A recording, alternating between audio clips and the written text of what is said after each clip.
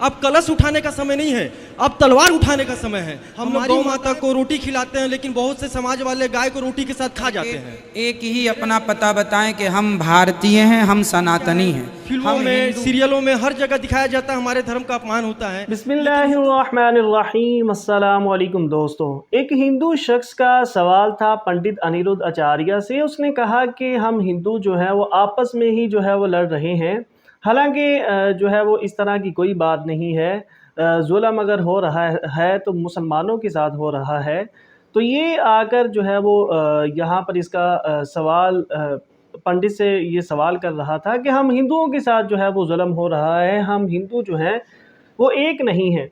और उसका कहना था कि मैं चाहता हूँ कि मेरा जो धर्म है, हमारा सनातन धर्म जो है वो पूरी दुनिया में फैल जाए, सारी दुनिया जो है वो सनातनी मज़हब को, सनातनी धर्म को अपनाए। उसके बाद उसका कहना था कि फ़िल्मों में भी हमारे मज़हब की जो है वो बेइज़्ज़ती की जाती है, फिर भी हम जो है वो उन फ़िल्मों को देखते हैं और प्रमोट भी करते हैं। और उसका ये भी कहना था, उसने कहा कि हम जो है वो गाय को रोटी खिलाते हैं, तो गाय को काटने वाले जो हैं हम उनके साथ ही दोस्ती कर लेते हैं। तो हमें ऐसा नहीं करना चाहिए, गाय वालों के साथ हमें जो है वो कोई दोस्तियां नहीं करनी चाहिए, हमें इनका बाइकाट करना चाहिए।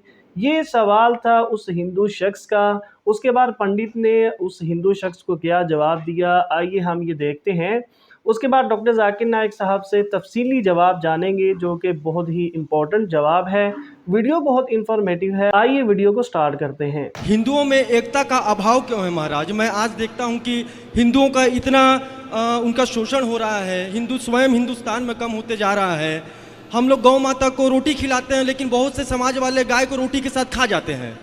मेरे अंदर बहुत जिज्ञासा है, मैं चाहता हूँ मेरा सनातन धर्म बहुत बढ़े, पूरी दुनिया सनातन धर्म से रंगीन हो जाए, रंग जाए, और हम इतने मजबूत बने, हम सनातन धर्मी इतने मजबूत बने कि हमारे धर्म का कोई शोषण न कर पाए। माताएं बहनें हमारी सब कलश लेके चल रही थी, लेकिन मेरा दृष्टिकोण ये है महाराज, मैं चाहता हूँ अब कलश उठाने का समय नहीं है, अब तलवार उठाने का समय है। हमारी माताएं बहनें कलश के साथ साथ दूसरे हाथ में तलवार भी पकड़े, लेकिन हम हिंदुओं के साथ ये अत्याचार क्यों होता है? सब लोग हमारे हिंदू धर्म के ऊपर ही ऐसा क्यों करते हैं? और दूसरी बात क्या है, फिल्मों में, सीरियलों में हर जगह दिखाया जाता है हमारे धर्म का अपमान होता है, लेकिन हिंदू भाई लोग जो अपमान करता है उन्हीं फिल्म स्टार को हीरो बना देते हैं। तो हिंदू लोग समझते क्यों नहीं है महाराज? गाय खाने वाले के साथ दोस्ती कर लेते हैं। अब देख लीजिए क्या करें, हम भी तो कक्षा में, आपको कल की कक्षा में, परसों की कक्षा में हमने इन्हीं मुद्दों पर बात की थी कल। हाँ, सेकुलरिज्म बोल के वो गाय खाने वाले के साथ दोस्ती कर लेंगे, उसके 30 त्योहारों में चले जाएंगे। इसका एक ही समाधान है कि हम सभी हिंदू अब जाग जाएं और जातवाद को पीछे छोड़ करके एक ही अपना पता बताएं कि हम भारतीय हैं, हम सनातनी हैं, हम हिंदू हैं। और जो कलश यात्रा, हमारा शोभा यात्रा निकलता है, मेरा ऐसा मानना है कलश के साथ साथ दूसरे हाथ में तलवार रहे, कृपाण रहे, तो क्या मेरा सोचना गलत है क्या? ने तो कथाओं में ये कहा है कि अपनी बेटियों को तलवार चलाना सिखाओ। स्कूल में ही एक पीरियड होना चाहिए जहां बेटियों को तलवार चलाना सिखाए और हर बेटी को झांसी की रानी बनाया जाए। सूरह अल इमरान से सूरह नंबर 3 आयत नंबर 110 में अल्लाह सुब्हानहू व तआला फरमाते, कुंतुम खैरा उम्मतिन उखरिजत लिन्नास।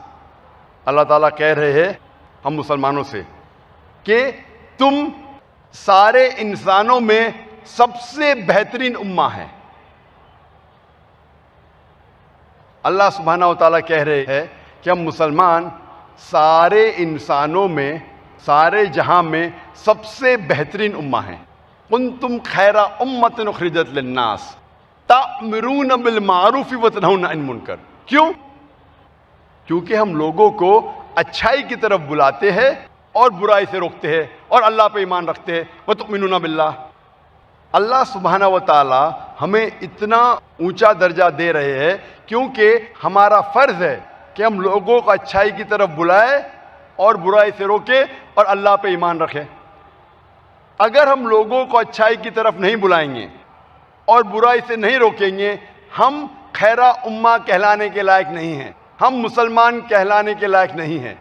हर मुसलमान का फ़र्ज़ है कि वो इस्लाम की बातें उन लोगों को बतलाए जो इसके बारे में इल्म नहीं रखते। हर मुसलमान का फ़र्ज़ है कि वो गैर मुसलमानों के शुबहात को दूर करे। गैर मुसलमानों के गलत फहमियों को दूर करें। जब मुसलमान गैर मुस्लिमों से इस्लाम के बारे में प्रचार करते हैं या इस्लाम की दावत देते हैं, अक्सर वो इस्लाम की अच्छाइयाँ बयान करते हैं। अक्सर मुसलमान 50-100 अच्छाइयाँ इस्लाम के बारे में बयान करते हैं। अगर हम मान भी ले कि वो गैर मुस्लिम इन 50 या 100 अच्छाइयों को कबूल करता है, फिर भी उसके दिमाग के पीछे कुछ बातें खटकती है। वो गैर मुसलमान कहता है, हो सकता है कि ये 50 या 100 या अच्छाइयाँ इस्लाम में हैं, लेकिन तुम वही मुसलमान हैं जो टेररिस्ट है। तुम वही मुसलमान है जो फंडामेंटलिस्ट है। तुम ही वो मुसलमान है जो अपने मजहब को तलवार के जोर पर फैलाया। तुम ही वो मुस्लिम है जो एक से ज्यादा बीवियां रखते हैं। तुम ही वो मुसलमान है जो खवातीन को हिजाब में रखने के बाद जलील करते हैं। ये चंद शुबहात, ये चंद गलतफहमियां गैर मुस्लिम को इस्लाम की अच्छाइयां कबूल करने से रोकती है। इसीलिए जब भी मैं कभी भी गैर मुस्लिम से मिलता हूं और इस्लाम की दावत पेश करता हूं, सबसे पहले मैं उनसे सवाल ये पूछता हूं कि आपको इस्लाम से क्या शिकायत है। आपका जो भी इल्म इस्लाम के बारे में, सही या गलत, जो कुछ इल्म आपको इस्लाम के बारे में है, मैं जानना चाहता हूं कि आपको इस्लाम के बारे में क्या गलत लगता है, आपको इस्लाम से क्या शिकायत है।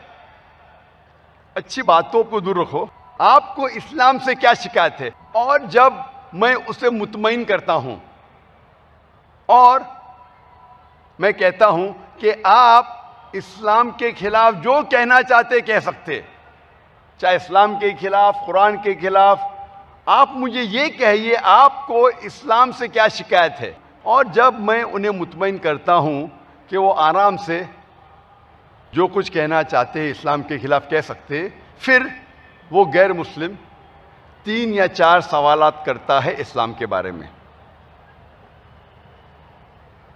मेरा जो तजुर्बा है पिछले 20 सालों में दावती मैदान में, मुझे ये अंदाज़ा हुआ कि गैर मुसलमानों की तकरीबन 20 शुबहात है, 20 गलतफहमियां हैं, 20 सबसे आम सवालात है। और जब भी कोई गैर मुस्लिम 3 या 4 सवाल करता है इस्लाम के मुतालिक या इस्लाम के खिलाफ, अक्सर ये 20 गलतफहमियों के दरमियान होता है, ये 20 शुबहात में से होता है। अगर हर मुस्लिम ये 20 गलतफहमियों का जवाब कुरान और हदीस की रोशनी में, दिगर मजहबी किताबों की रोशनी में, साइंस और टेक्नोलॉजी की रोशनी में, विद रीजन, लॉजिक और साइंस के साथ, अगर इसके जवाब को याद करता है और गैर मुसलमानों को बताता है, चाहे आप वो गैर मुस्लिम को मुस्लिम न बना सके, लेकिन कम से कम उसके दिल में जो शिकायत है इस्लाम के खिलाफ, जो जहर है इस्लाम के खिलाफ, कम से कम उसको तो आप निकाल सकेंगे। तो दोस्तों ये थी आज की वीडियो। उम्मीद करते हैं वीडियो अच्छी लगी होगी। ऐसी ही इंफॉर्मेटिव और इस्लामिक वीडियोस के लिए चैनल को अभी तक सब्सक्राइब नहीं किया तो चैनल को सब्सक्राइब करें। मिलते हैं नेक्स्ट वीडियो में। अल्लाह हाफिज़।